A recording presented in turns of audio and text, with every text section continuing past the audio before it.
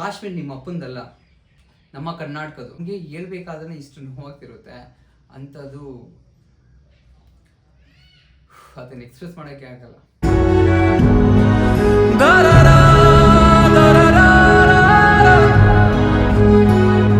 ಎಷ್ಟು ಗಾಂಚಲಿ ಇರಬೇಡ ಅವ್ರಿಗೆ.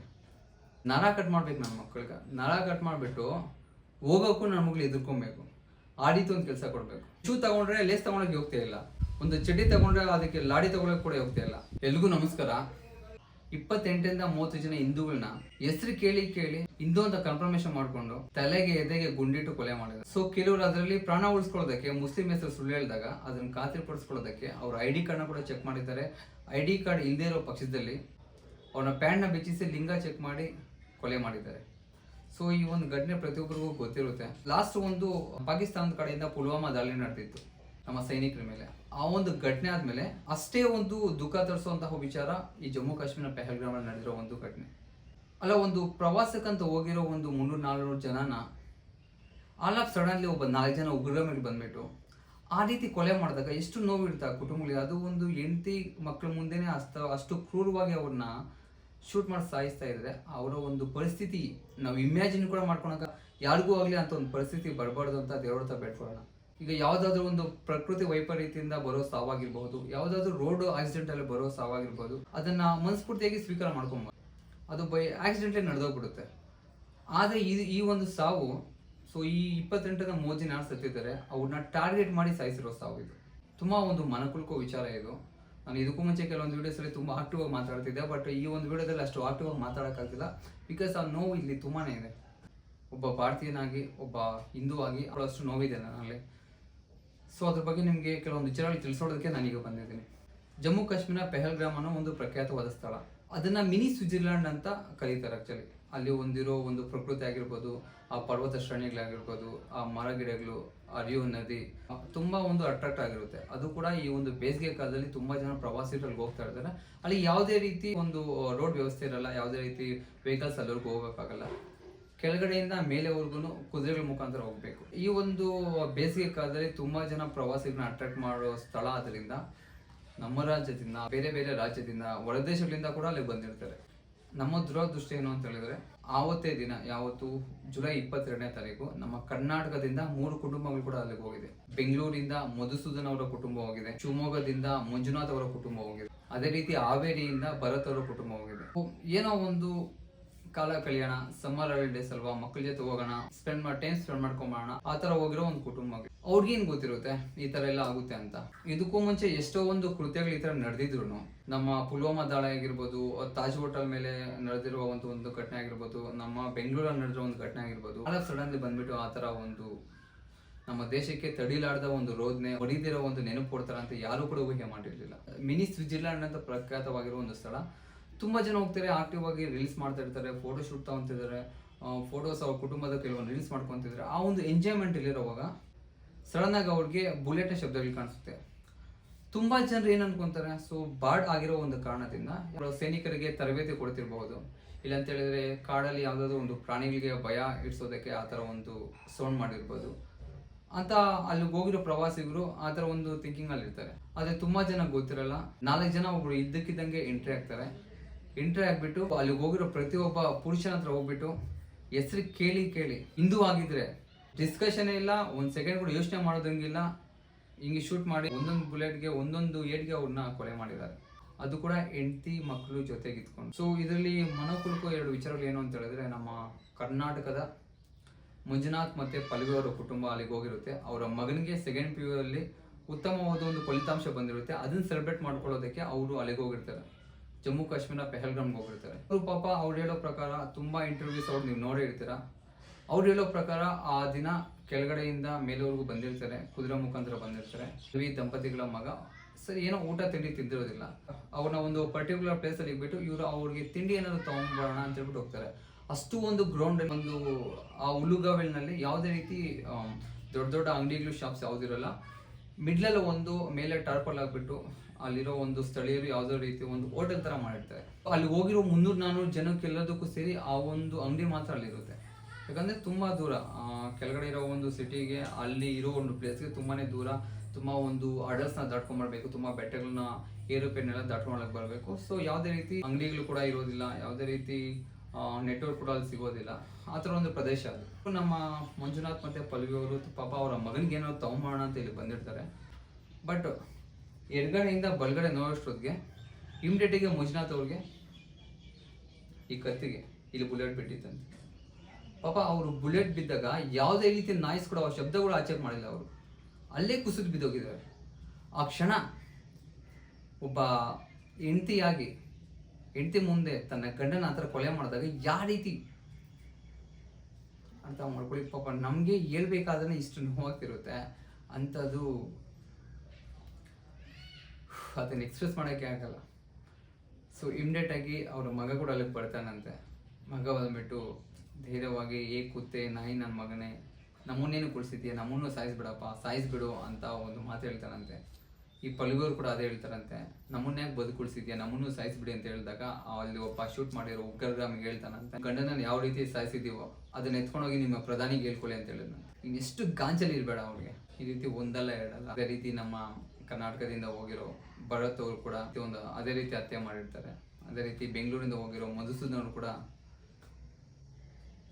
ಅಲ್ಲಿ ಸಾವನ್ನಪ್ಪಿರ್ತಾರೆ. ಅವ್ರ ಕುಟುಂಬಕ್ಕೆ ಅವ್ರ ಮೇಲೆ ಯಾರು ಡಿಪೆಂಡ್ ಆಗಿರ್ತಾರೆ ಅವ್ರಿಗೆ ಈ ಒಂದು ನೋವನ್ನ ತಡ್ಕೊಳ್ಳೋಷ್ಟು ಶಕ್ತಿ ಕೊಡಲಿ ಅಂತ ದೇವರ ಹತ್ರ ಪ್ರಾರ್ಥನೆ ಮಾಡ್ಕೊತಾ ಇದ್ದೀವಿ. ಒಬ್ಬ ಬೇರೆ ರಾಜ್ಯದವರು ಈ ಮಂತು ಈ ಏಪ್ರಿಲ್ ಇದೆಯಲ್ವಾ, ಏಪ್ರಿಲ್ 14ನೇ ತಾರೀಕು ಮದುವೆ ಆಗಿರುತ್ತೆ. ಮದುವೆ ಮುಗಿಸ್ಕೊಂಡು ಹನಿಮೂನ್ಗೋ ಬೇರೆ ಒಂದು ಉದ್ದೇಶಕ್ಕೋ ಪಾಪ ಇಲ್ಲಿ ಬಂದಿರ್ತಾರೆ. ಬರೀ 6 ದಿನ ಆಗಿರುತ್ತೆ. ಮದುವೆ ಆಗಿರೋ 14ನೇ ತಾರೀಕು, ಈ ಘಟನೆ ನಡೆದಿರೋದು 22ನೇ ತಾರೀಕು, ಇದೇ ತಿಂಗಳು ಏಪ್ರಿಲಲ್ಲಿ. ನೀವು ತುಂಬ ವಿಡಿಯೋಸಲ್ಲಿ ನೋಡ್ತಾ ಇರ್ತೀರಾ, ಪಾಪ ಒಂದು ಬ್ರೌನ್ ಕಲರ್ ಜಾಕೆಟ್ ಹಾಕೊಂಡು ಕಣ್ಣೀರು ಇಡ್ತಾ ಇರ್ತಾರೆ ಆ ಒಂದು ಡೆಡ್ ಬಾಡಿ ಮುಂದೆ ಮಾಡ್ಕೊಂಡು. ಅಷ್ಟೇ ಅಲ್ವಾ, ಬದುಕಿರೋವರೆಗೂ ಒಂದು ದೇಹ, ಸತ್ತಾದ್ಮೇಲೆ ಅದು ಡೆಡ್ ಬಾಡಿನೇ. ಪಾಪ ಗೋಳಾಡ್ತಾ ಇರ್ತಾರೆ. ಯಾವ ಥರ ಅಂತ ಹೇಳಿದ್ರೆ ಅದು ನೋಡ್ತಾ ಇದ್ರೆ ಅಳುಗು ಬರ್ತಾ ಇರುತ್ತೆ ಆ್ಯಕ್ಚುಲಿ. ಆ ಥರ ಒಂದು ಸಿಚುವೇಶನ್ ಅದು. ಎಷ್ಟು ಆಸೆಗಳು ಇಟ್ಕೊಂಡಿರ್ತಾರೆ, ಎಷ್ಟು ಜೀವನ ಇರುತ್ತೆ ಅವ್ರದ್ದು, ಎಷ್ಟು ಒಂದು ಭವಿಷ್ಯದ ಒಂದು ಆಸೆಗಳಿರುತ್ತೆ, ಎಷ್ಟೆಲ್ಲ ಒಂದು ಪ್ಲಾನ್ ಮಾಡ್ಕೊಂಡಿದ್ದಾರೋ, ಬರೀ 6 ದಿನಕ್ಕೆ ಸ್ತಬ್ಧ ಆಗೋಯ್ತದೆ. ಅಲ್ಲಿ ನೋಡ್ತಿದ್ದೆ ಕೆಲವೊಂದು ಸೀನ್ಸು, ಪ್ಯಾಂಟ್ ಎಲ್ಲ ಬಿಚ್ಚಿರೋದು, ಕೆಲವೊಂದು ಅದು ಹೇಳ್ಕೊಳಕ್ಕೆ ಆಗಲ್ಲ ನಿಜವಾಗ್ಲೂ. ಆ ಒಂದು ಘಟನೆ ನಡೆದಿರೋದು ಆಂಧ್ರಕ್ಕೆ ಸಂಬಂಧಪಟ್ಟಿರೋ ಒಂದು ಫ್ಯಾಮಿಲಿ ಹೋಗಿರುತ್ತೆ. ಅದರಲ್ಲಿ ನಾನು ಒಬ್ಬರದ್ದು ಇಂಟರ್ವ್ಯೂ ನೋಡಿದೆ. ಅವ್ರು ಹೇಳ್ತಾ ಇದ್ದು ಯಾವ ಥರ ಅನ್ಸುತ್ತೆ ಅಂತ ಹೇಳಿದ್ರೆ, ಪಾಪ ಈ ಥರ ಶೂಟೌಟ್ ಆಗ್ತಿರುತ್ತಲ್ವಾ, ಉಗ್ರಗಾಮಿಗಳು ಇವ್ರನ್ನ ಹಿಂದೂನೆಲ್ಲ ಸಾಯಿಸ್ತಾ ಇರ್ತಾರಲ್ವಾ, ಅವಾಗ ಪಾಪ ಗಂಡ ಹೆಂಡತಿ ಅದನ್ನೆಲ್ಲ ನೋಡ್ಬಿಟ್ಟು ಒಂದು ಸ್ಥಳದಲ್ಲಿ ಇಬ್ರು ತಲೆ ಕೆಳಗೆ ಮಲ್ಕೊಂಡ್ಬಿಡ್ತಾರಂತೆ. ಗಂಡ ಹೇಳ್ತಾನಂತೆ, ಏನೇ ಆದ್ರೂ ಎದ್ದೇಳ್ಬೇಡ, ತಲೆ ಕೆಳಗಡೆ ಹಾಕೊಂಡ್ಬಿಟ್ಟು ಮಲ್ಕೊಂಡ್ಬಿಡು ಅಂತ ಹೇಳ್ಬಿಟ್ಟು ಇಬ್ರು ಮಲ್ಕೊಂಡು ಒಬ್ರು ಕೈಗೆ ಈ ಥರ ಇಟ್ಕೊಂಡು ಮಲ್ಕೊಂಡ್ಬಿಡ್ತಾರಂತೆ. ಅವರ ಉದ್ದೇಶ ಏನಾಗಿತ್ತು, ಈ ಥರ ಬಿದ್ದೋದಾಗ ಆಲ್ರೆಡಿ ಇವರು ಡೆಡ್ ಆಗಿಬಿಟ್ಟಿದೆ ಅಂತ ಹೇಳ್ಬಿಟ್ಟು ಮುಂದೆ ಹೊರಟೋಗ್ತಾರಂತೆ. ಆ ಥರ ಮಲ್ಕೊಂಡಿರೋವಾಗ ಯಾರೋ ಬಂದಂಗಾಯ್ತಂತ. ಹಿಂಭಾಗ ಬೆನ್ನಿನ ಹಿಂಭಾಗಕ್ಕೆ ಶೂಟ್ ಮಾಡಿದ್ದಾರೆ. ಆ ಶಬ್ದ ಬಂದಿದ ತಕ್ಷಣ ಅವ್ರು ಅನ್ಕೊಂಡ್ರಂತೆ, ಪಾಪ ಗಂಡನ ಪಕ್ಕದಲ್ಲಿ ಇರ್ತಾರಲ್ವ ಆ ಹೆಂಡತಿ ಅನ್ಕೊಂಡ್ರಂತೆ ಅದು ಬೇರೆ ಕಡೆ ಶೂಟ್ ಆಗಿದೆ ಅಂತ. ಸೊ ಅವ್ರಿಗೆ ಗೊತ್ತಾಗ್ಲಿಲ್ಲ, ಆ ಒಂದು ಐಡಿಯಾಲಜಿ ಬರಲಿಲ್ಲ, ಆ ಒಂದು ಅರಿವು ಗೊತ್ತಾಗ್ಲಿಲ್ಲ, ನನ್ನ ಗಂಡನಿಗೆ ಈ ಥರ ಗುಂಡ ಹಾಕಿದಾರೆ ಅಂತ ಅವ್ರಿಗೆ ಗೊತ್ತಾಗಿಲ್ಲ. ಸೊ ಒಂದು 5 ಮಿನಿಟ್ಸ್ 3 ಮಿನಿಟ್ಸ್ ಆದಮೇಲೆ ಅವ್ರ ಕೆಳಭಾಗ ಇರುತ್ತಲ್ವ, ಒಂಚೂರು ತೇವಾದಂಗೆ ಕಾಣಿಸ್ತಂತೆ. ಅಂದರೆ ರಕ್ತ ಹರಿತಿರೋದು, ಆ ರಕ್ತ ಹರಿತಿರೋ ಒಂಚೂರು ತೇವಾದಂಗೆ ಕಾಣಿಸ್ತಂತೆ. ಎದ್ದು ನೋಡಿದ್ರೆ ಪಕ್ಕದಲ್ಲೇ ತನ್ನ ಗಂಡನ ಶೂಟ್ ಮಾಡಿ ಸಾಯಿಸಿರ್ತಾರೆ. ಅವ್ರು ಹೇಳ್ತಿದ್ರೆ ಆ ಗೋಲ್ನ ಕಣ್ಣಾರೆ ನೋಡೋಕ್ಕಾಗ್ತಿಲ್ಲ, ಕಿವಿಯಾರೆ ಕೇಳೋಕ್ಕಾಗ್ತಿಲ್ಲ. ಸೊ ಇನ್ನೊಂದು ತುಂಬ ನೋವಾಗಿದ್ದ ವಿಚಾರ ನನಗೇನು ಅಂತ ಹೇಳಿದ್ರೆ, ನೀವು ಹೋಗಿ ನ್ಯೂಸಲ್ಲಿ ಆಗಿರ್ಬೋದು ಎಲ್ಲಾದರೂ ಇದು ಚೆಕ್ ಮಾಡ್ಕೊಳ್ಳಿ ಅಲ್ವಾ, ನಮ್ಮ ಕರ್ನಾಟಕದ ಭರತ್ ಅವ್ರು ತಿಳ್ಕೊಂಡಿದ್ದಾರಲ್ವ, ಅವರ ಮಗ ಅವನ ದಹನ ಮಾಡೋದಕ್ಕೆ, ಅಂತ್ಯಕ್ರಿಯೆ ಮಾಡೋದಕ್ಕೆ ಒಂದು ಬನ್ನಿಯ ರೂಮ್ ತೊಗೊಂಡೋಗಿರ್ತಾರೆ, ಒಂದು ಸುಡೋ ಅಂತ ಒಂದು ರೂಮಿಗೆ ತೊಗೊಂಡೋಗಿರ್ತಾರೆ ಬೆಂಗಳೂರಲ್ಲಿ. ಸೊ ಆ ಒಂದು ಡೆಡ್ ಬಾಡಿ ಒಳಗಡೆ ಹೋಗಬೇಕು. ಅವಾಗ ಪಾಪ ಆ ಹುಡುಗ ಯಾವ ಥರ ಕಿಡ್ಚಾಡ್ತಾನೆ ಅಡ್ಚಾಡ್ತಾನೆ ಅಂತ ಹೇಳ್ತಿದ್ದಾರೆ. ಲಿಟ್ರಲಿ ಅದು ನೋಡ್ತಾ ಇದ್ರೆ ಕಣ್ಣಲ್ಲಿ ನೀರು ಬರುತ್ತೆ. ಅವ್ರ ದೊಡ್ಡಪ್ಪನೋ ಚಿಕ್ಕಪ್ಪನೋ ಆಗಿ ಮಾಡ್ಕೊಳ್ಳೋದು, ಅವ್ರ ಅಮ್ಮ ಒಂದು ಸಮಾಧಾನ ಮಾಡೋದು, ಆ ಒಂದು ಸಿಚುವೇಶನ್ ಪ್ರಾಮಿಸ್ ಹೇಳ್ತೀನಿ ದೇವರಣೆಗೂ ಯಾರಿಗೂ ಬೇಡ ಅಂತ. ಆ ಥರ ಒಂದು ನೋವು ಯಾರೇ ಆಗಲಿ ನಮ್ಮ ಕಣ್ಮುಂದೆ ನಮಗೆ ಬೇಕಾಗಿರೋರನ್ನ, ನಮ್ಮ ಪ್ರೀತಿ ಪಾತ್ರನ ಸಾಯಿಸ್ಬಿಟ್ರೆ ಆ ದುಃಖನ ಲೈಫ್ನ ಮೊರೆಯೋಕ್ಕಾದ್ರೂ ಆಗುತ್ತಾ? ಪ್ರತಿಯೊಂದು ಸೆಕೆಂಡ್ ನಮ್ಮ ಕಣ್ಮುಂದೆ ಬರ್ತಾ ಇರುತ್ತೆ. ಆ ಥರ ಒಂದು ಸಿಚುವೇಶನ್ಸ್ ಅದು. ಯಾರೋ ವಿದೇಶದಿಂದ ಇಬ್ಬರು ಬಂದಿದ್ರಂತೆ. ಪಾಪ ಅವ್ರೇನು ಮಾಡಿದ್ರು, ನಮ್ಮ ದೇಶಕ್ಕೆ ಪ್ರವಾಸಕ್ಕಾಗಿ ಅವ್ರು ಇಲ್ಲಿ ಬಂದಿರ್ತಾರೆ, ಅವ್ರೇನು ಮಾಡಿದ್ರು, ಅವರು ಕೂಡ ಹತ್ಯೆ ಮಾಡಿದ್ದಾರೆ. ಅಫಿಷಿಯಲ್ ಆಗಿ ನಮಗೆ ಗೊತ್ತಾಗಿರೋದು 28ರಿಂದ 30 ಜನ ಅಂತ. ಆ ಒಂದು ಹೋಗಿರೋ 300-400 ಜನರಲ್ಲಿ ಇನ್ನೂ ಅದೆಷ್ಟು ಜನ ಸತ್ತೋಗಿದ್ದಾರೋ ಗೊತ್ತಿಲ್ಲ. ಕೆಲವೊಂದು ಮಾತುಗಳು ಹೇಳೋಕ್ಕೆ ಆಚೆಗೆ ಬರ್ತಿಲ್ಲ ಆ್ಯಕ್ಚುಲಿ. ನೋಡಿ, ಮುಸಲ್ಮಾನರನ್ನವರು ಎಲ್ಲರೂ ಉಗ್ರಗಾಮಿಗಳು ಟೆರರಿಸ್ಟ್ಗಳು ಅನ್ನೋದಕ್ಕಾಗಲ್ಲ.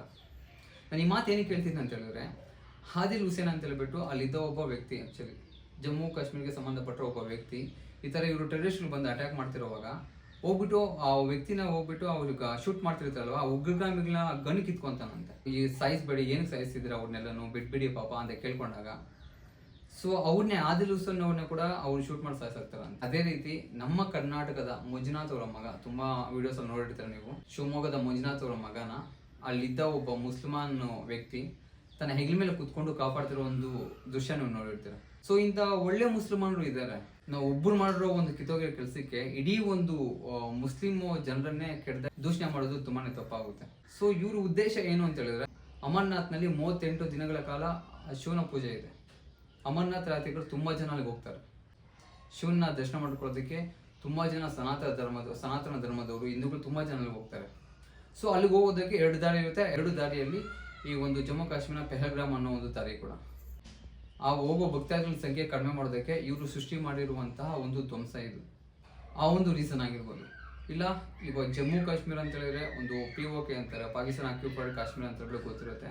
ಸೊ ತುಂಬಾ ಜನ ಇಲ್ಲಿಗೆ ಬರ್ತಾ ಇರುವಾಗ ಪ್ರವಾಸಿಗರು ಬರ್ತಾ ಇದ್ರೆ, ಅದು ಅದರಲ್ಲಿ ಕೂಡ ಹಿಂದೂಗಳೇ ಹೆಚ್ಚು ಬರ್ತಾ ಇದ್ರೆ ಅವ್ರಿಗೆ ಯಾವ್ದಾದ್ರು ಪ್ರಾಬ್ಲಮ್ ಆಗುತ್ತೆ ಅನ್ನೋ ಒಂದು ಸಿಚುವೇಶನ್ ಹಿಂದೂಗಳನ್ನ ಅಲ್ಲಿ ಬರ್ದೇ ಇರೋ ತರ ಮಾಡೋದಕ್ಕೆ ಭಯಾನಕ ಸಿಚುವೇಶನ್ ಕ್ರಿಯೇಟ್ ಮಾಡಿದ್ದಾರೆ ಅನ್ಕೋಬಹುದು. ಈ ಒಂದು ಘಟನೆಗೆ ಸಂಬಂಧಪಟ್ಟಿರೋ ಹಾಗೆ ಇವು ರಾಜಕಾರಣಿಗಳಾಗಿರ್ಬೋದು, ದೇಶದ ತುಂಬಾ ಸೆಲೆಬ್ರಿಟೀಸ್ ಆಗಿರ್ಬೋದು, ಅದೇ ರೀತಿ ಹೊರದೇಶದವರು, ಅಮೇರಿಕ ಆಗಿರ್ಬೋದು, ರಷ್ಯಾ ಆಗಿರ್ಬೋದು, ಸತ್ತೋಗಿರೋ ಫ್ಯಾಮಿಲೀಸ್ಗೆ ಕಂಡೋಲೆನ್ಸ್ನ ತಿಳಿಸ್ತಿದ್ದಾರೆ.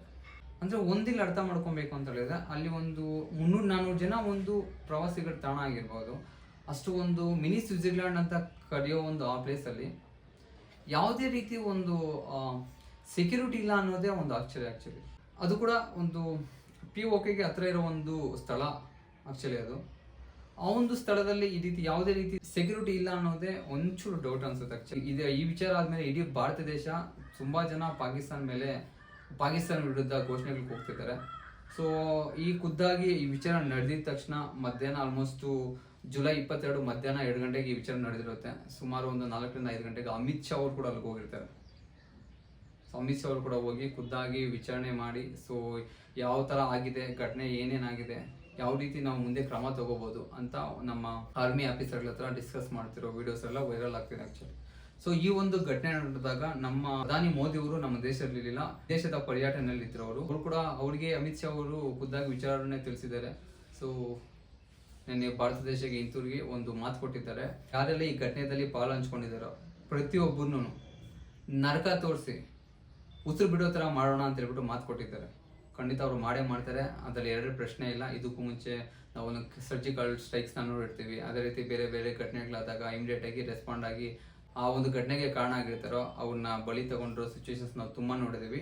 ಆದ್ರೆ ಈ ಸಲ ಇರೋ ಒಂದು ಟ್ರೀಟ್ಮೆಂಟ್ ಯಾವ ತರ ಇರಬೇಕು ಆ ಕಿತ್ತೋಗಿರೋ ಪಾಕಿಸ್ತಾನಕ್ಕೆ ಅಂತ ಹೇಳಿದ್ರೆ, ನರ ಕಟ್ ಮಾಡ್ಬೇಕು ನನ್ನ ಮಕ್ಕಳಿಗೆ. ನರ ಕಟ್ ಮಾಡಿಬಿಟ್ಟು ಹೋಗೋಕ್ಕೂ ನನ್ನ ಮಗಳು ಎದುರ್ಕೊಬೇಕು, ಆಡಿತು ಒಂದು ಕೆಲಸ ಕೊಡಬೇಕು.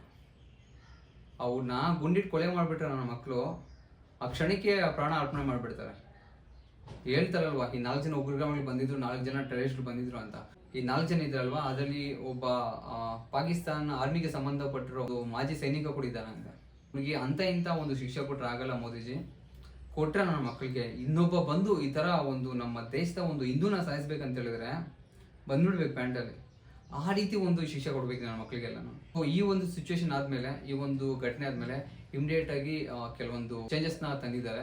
ಅದೇನು ಅಂತ ಹೇಳಿದ್ರೆ, ನಮಗೂ ಪಾಕಿಸ್ತಾನ್ಗೂ ಒಂದು ಶಿಮ್ಲಾ ಅಗ್ರಿಮೆಂಟ್ ಇತ್ತು, ಅದನ್ನು ಕೂಡ ಕ್ಯಾನ್ಸಲ್ ಮಾಡ್ಕೊಂಡಿದ್ದಾರೆ. ಈ ನಮ್ಮ ಸಿಂಧೂ ನದಿಯಿಂದ ತುಂಬಾ ಒಂದು ಕ್ಯೂಸೆಕ್ ಲೀಟರ್ಸ್ ಅಷ್ಟು ನೀರು ಅವರಿಗೆ ವರ್ಗಾವಣೆ ಆಗ್ತಿತ್ತು, ಅದು ಕೂಡ ಸ್ಟಾಪ್ ಮಾಡಿದ್ದಾರೆ. ಇದು ಯಾವುದೇ ಒಬ್ಬ ಪಾಕಿಸ್ತಾನ ಸಿಟಿಸನ್ ಇಂಡಿಯಾಗೆ ಬರಬಾರ್ದು ಅಂತ ರೂಲ್ಸ್ ನ ಚೇಂಜ್ ಮಾಡಿದ್ದಾರೆ. ಅದೇ ರೀತಿ ಈಗ ನಮ್ಮ ಇಂಡಿಯಾದಲ್ಲಿ IPL ಯಾವ ತರ ನಡೀತಿತ್ತು, ಅಲ್ಲಿ PSL ನಡೀತಿದೆ. ಅಲ್ಲಿ PSL ಬಂದ್ಬಿಟ್ಟು ಇಲ್ಲಿ ನಮ್ಮ ಇಂಡಿಯನ್ ಚಾನಲ್ಸ್ ಅಲ್ಲಿ ಅದು ಸ್ಟ್ರೀಮಿಂಗ್ ಆಗ್ತಿತ್ತು, ಅದು ಕೂಡ ನಿಲ್ಲಿಸಿದ್ದಾರೆ. ಅಟಲ್ ಭಾಗ್ನಲ್ಲಿ ತುಂಬಾ ಒಂದು ಟ್ರೇಡಿಂಗ್ ಸಂಬಂಧಪಟ್ಟು ಎಕನಾಮಿಕಲ್ ಸಿಚುವೇಶನ್ಸ್ ಕೂಡ ರದ್ದು ಮಾಡಿದ್ದಾರೆ. ಒಂದು ತಕ್ಲೀಲಿಕ್ಕೆ ತೂಕ ಆಗ್ಬಿಟ್ರೆ ನಮ್ದು ಒಂದು 100% ಇದೆ, ಅವತ್ತು ಒಂದು 25-30% ಕೂಡ ಇರಲ್ಲ, ಅಷ್ಟು ಕೆಳಗಡೆ ಇಡ್ತಾರೆ. ನನ್ನ ಮಕ್ಕಳಿಗೆ ಅವ್ರಿಗೆ ಒಂದು ಶೂ ತಗೊಂಡ್ರೆ ಲೇಸ್ ತಗೊಳಕ್ಕೆ ಹೋಗ್ತಾ ಇಲ್ಲ, ಒಂದು ಚಡ್ಡಿ ತಗೊಂಡ್ರೆ ಅದಕ್ಕೆ ಲಾಡಿ ತಗೊಳಕ್ ಕೂಡ ಹೋಗ್ತಾ ಇಲ್ಲ. ನನ್ನ ಮಕ್ಕಳು ಈ ತರ ಬಂದು ನಮ್ಮ ದೇಶದ ಮೇಲೆ ಅವಾಗ ದಬ್ಬಾಳಿಕೆ ಮಾಡ್ಕೊಂಡು ನಮ್ಮ ಹಿಂದೂಗಳನ್ನ ಕೊಲೆ ಮಾಡ್ತಿದ್ದಾರೆ. ಆ ಒಂದು ಕಾಲ ಹೋಯ್ತು, ಆ ಕಾಲ ಹೋಗಿ ತುಂಬಾ ದಿನ ಆಯ್ತು. ಜನಗಳು ಬದಲಾಗಿದ್ದಾರೆ, ಜನಗಳ ಒಂದು ಮೈಂಡ್ ಸೆಟ್ ಬದಲಾಗಿದೆ, ಗೌರ್ಮೆಂಟ್ಗಳು ಬದಲಾಗಿದೆ, ಅವರ ವ್ಯಕ್ತಿತ್ವ, ಅವರ ಮನಸ್ತತ್ವ ಕೂಡ ಬದಲಾಗಿದೆ. ಇಲ್ವಾ, ನಿಮ್ಮನ್ನು ಕರ್ಮ ಬಿಟ್ರು ಮೇಲಿರೋ ನಿಮ್ಮ ಅಪ್ಪನ ಬಿಡಲ್ಲ ನಿಮ್ಗೆ. ಯಾರು ಇದರಲ್ಲಿ ಇನ್ವಾಲ್ವ್ ಆಗಿದ್ದಾರೋ ನಮ್ಮ ಇಂಡಿಯನ್ ಫೋರ್ಸ್ ಹುಡ್ಕೊಂಬಂದು ಹೊಡಿತಾರೆ ನಿಮ್ಮನ್ನ. ನಿಮ್ಮ ತಿಥಿನ ಇಡೀ ನಮ್ಮ ಭಾರತ ದೇಶ ಆಚರಣೆ ಮಾಡ್ಕೊತೀವಿ. ಕಾಶ್ಮೀರ್ ನಿಮ್ಮ ಅಪ್ಪಂದಲ್ಲ, ನಮ್ಮ ಕರ್ನಾಟಕದ್ದು, ನಮ್ಮ ತಮಿಳ್ನಾಡ್ದು, ನಮ್ಮ ಗುಜರಾತ್ದು, ನಮ್ಮ ಮಹಾರಾಷ್ಟ್ರದ್ದು, ನಮ್ಮ ಕೇರಳದು, ಇಡೀ ನಮ್ಮ ಭಾರತ ದೇಶದ್ದು. ಅರ್ಥ ಆಗ್ತಿದೆಯಾ? ಕಾಶ್ಮೀರ್ ನಿಮ್ದಲ್ಲ, ನಮ್ದು. ಅತಿ ಶೀಘ್ರದಲ್ಲೇ ಭಾರತದ ಪವರ್ ಏನು ಅಂತ ನಿಮ್ಗೆ ಗೊತ್ತಾಗುತ್ತೆ. ಆಲ್ರೆಡಿ ನಿಮ್ಗೆ ಗೊತ್ತಾಗಿದೆ. ಇದನ್ನ ಆಕ್ಚುಲಿ ಟ್ರಯಲ್ಲು ಪಿಕ್ಚರ್ ಇನ್ನೂ ತುಂಬ ಬಾಕಿ ಇದೆ, ಸ್ವಲ್ಪ ತಡ್ಕೊಳ್ಳಿ. ನಾನು ಹೇಳೋದು ಎಲ್ಲ ಭಾರತೀಯರಿಗಾಗಿರ್ಬೋದು, ಕನ್ನಡಿಗರಿಗಾಗಿರ್ಬೋದು, ಆ ಒಂದು ಘಟನೆಯಲ್ಲಿ ಯಾರೆಲ್ಲ ದುರ್ಮರಣ ಹೊಂದಿದಾರೋ ಅವ್ರ ಫ್ಯಾಮ್ಲಿಗೆ ನೋವಿನ ಸಹಿಸೋಷ್ಟು ಶಕ್ತಿ ಕೊಡಲಿ. ಅದೇ ರೀತಿ ಅವ್ರಿಗೆ ಭಾವಪೂರ್ಣ ಶ್ರದ್ಧಾಂಜಲಿ ಆಗಲಿ. ಖಂಡಿತ ನಿಮ್ಗೆ ಎಲ್ಲರಿಗೂ ಮಾತು ಕೊಡ್ತಿದ್ದೀವಿ, ನಿಮ್ಮನ್ನ ಹತ್ರ ಬಂದು ನಿಮ್ಮ ಕಣ್ಣಲ್ಲಿ ಕಣ್ಣಿಟ್ಟು ನಿಮ್ಗೆ ಯಾರು ಗುಂಡು ಆರಿಸಿದಾರೋ ಆ ನನ್ನ ಮಕ್ಕಳನ್ನ ಸುಮ್ಮನೆ ಅಂತೂ ಬಿಡಲ್ಲ. ಹತ್ತಿರದಲ್ಲಿ ಮೇಲೆ ಅಂತ ಒಂದು ಲೋಕ ಇದ್ರೆ ಅಲ್ಲಿ ಹೋಗ್ತಾರೆ, ಖಂಡಿತ ಅವ್ರು ನೀವೆಲ್ಲ ಮೀಟ್ ಮಾಡ್ತೀರ. ನಮ್ಮ ದೇಶ ಮಾಡೇ ಮಾಡುತ್ತೆ. ನಮ್ಮ ದೇಶಕ್ಕೆ ಸಂಬಂಧಪಟ್ಟರು ಆರ್ಮಿ ಆಗಿರ್ಬೋದು, ನಮ್ಮ ದೇಶಕ್ಕೆ ಸಂಬಂಧಪಟ್ಟರು ಈಗಿನ ಗೌರ್ಮೆಂಟ್ ಆಗಿರ್ಬೋದು, ಆ ಕೆಲಸ ಮಾಡೇ ಮಾಡುತ್ತೆ. ನಿಮ್ಮೆಲ್ಲ ಆತ್ಮಕ್ಕೆ ಶಾಂತಿ ಸಿಕ್ಕೇ ಸಿಗುತ್ತೆ. ಅದೇ ರೀತಿ ನನ್ನ ಇನ್ನೊಂದು ರಿಕ್ವೆಸ್ಟ್ ಏನು ಅಂತ ಹೇಳಿದ್ರೆ, ದುರ್ಮರಣ ಹೊಂದಿದ್ರು ಅವ್ರಿಗೇನಾದರೂ ಸರ್ಕಾರದ ಕಡೆಯಿಂದ ಒಂದು ಫ್ಯಾಮಿಲಿಗಳಿಗೆ ಬೆನ್ನೆಲುಬಾಗಿ ನಿಂತಿರೋ ಒಂದು ಗಂಡಸರನ್ನೇ ಕೊಲೆ ಮಾಡಿದ್ದಾರೆ. ಸದ್ಯ ಸಿಚುವೇಶನ್ ಅವ್ರು ಚೆನ್ನಾಗಿರ್ಬೋದು. ದಯವಿಟ್ಟು ಇವಾಗ ಏನು ಸರ್ಕಾರ ಇದೆಯೋ ಆ ಒಂದು ಯಾರೆಲ್ಲ ಆ ಒಂದು ಘಟನೆಯಲ್ಲಿ ಪ್ರಾಣ ಬಿಟ್ಟಿದ್ದಾರೋ ಅವ್ರ ಫ್ಯಾಮಿಲಿಗೆ ಯಾವುದೇ ರೀತಿ ಒಂದು ಹಣ ಸಹಾಯ ಆಗಿರ್ಬೋದು, ಇಲ್ಲ ಅಂತ ಹೇಳಿದ್ರೆ ಯಾವುದೋ ಕೆಲಸ ಸಹಾಯ ಆಗಿರ್ಬೋದು, ಯಾವುದೋ ಒಂದು ರೀತಿಯಲ್ಲಿ ದಯವಿಟ್ಟು ಅವ್ರು ಸಹಾಯ ಮಾಡಿ. ತುಂಬ ವೀಡಿಯೋಸ್ ನಾನು ಹಿಂದೆ ಮಾಡಿದಾಗ ದಯವಿಟ್ಟು ಲೈಕ್ ಮಾಡಿ, ಶೇರ್ ಮಾಡಿ, ಸಬ್ಸ್ಕ್ರೈಬ್ ಮಾಡಿ ಅಂತ ಕೇಳ್ಕೊತಿದ್ದೆ. ಬಟ್ ನಾನು ಈ ವಿಡಿಯೋದಲ್ಲಿ ಯಾವುದೇ ರೀತಿ ಸಬ್ಸ್ಕ್ರೈಬ್ ಮಾಡ್ಕೊಳ್ಳಿ, ಲೈಕ್ ಮಾಡಿ, ಶೇರ್ ಮಾಡಿ ಅಂತ ಕೇಳ್ಕೊಳೋನೇ ಅಲ್ಲ. ಯಾಕಂತ ಹೇಳಿದ್ರೆ ಇದು ನಮ್ಮ ಒಂದು ಭಾರತದಲ್ಲಾಗಿರೋ ಮರಿಲಾರ್ದ ಒಂದು ಘಟನೆ. ಆ ಘಟನೆ ಬಗ್ಗೆ ನಿಮಗೆ ಇನ್ಫಾರ್ಮೇಶನ್ ಕೊಡಬೇಕಾಗಿತ್ತು, ಹೇಳ್ಬೇಕನ್ನಿಸ್ತು, ಬಂದು ಹೇಳಿದ್ದೇನೆ ಅಷ್ಟೇ. ಸಿಗೋಣ, ಧನ್ಯವಾದಗಳು.